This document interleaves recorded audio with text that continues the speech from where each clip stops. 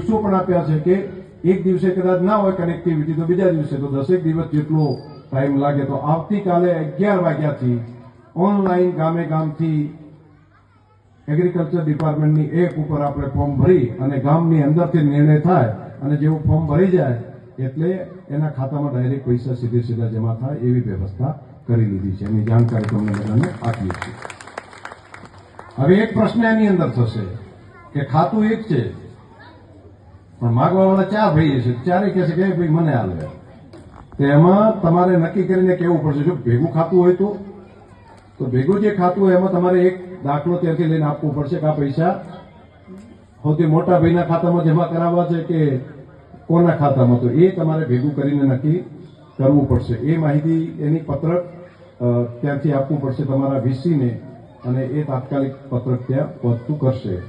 અને એ જે ફોર્મ તમે ભર્યું છે એનો 7/12નો દાખલો અને એની વિગત વીસી ત્યાં આગળ એગ્રીકલ્ચર ડિપાર્ટમેન્ટમાં તાત્કાલિક પહોંચી જશે.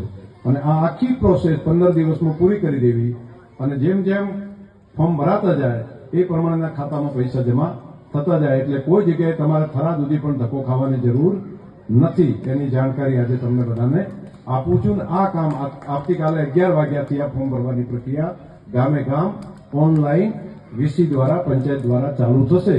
તો આ મારો સંદેશો પણ આજે તમને કહું છું અને અનેક લોકો સુધી દરેક જગ્યાએ વાવ-થરાદ જિલ્લાની અંદર પણ પહોંચે, પાટણ જિલ્લાની અંદર પણ પહોંચે, બાકીના જિલ્લા સુધી પણ પહોંચે એની વાત કરું છું. મારે હમણાં જ હું આવ્યો પહેલા માન્ય કૃષિ મંત્રી શ્રી જીતુભાઈ વાઘાણીજી સાથે હમણાં વાત થઈ અને આજે જ એમણે પરિપત્ર કર્યો છે અને પરિપત્રને ઓનલાઈન હું મારા ટ્વિટર ઉપર પણ હમણાં મૂકવાનો છું.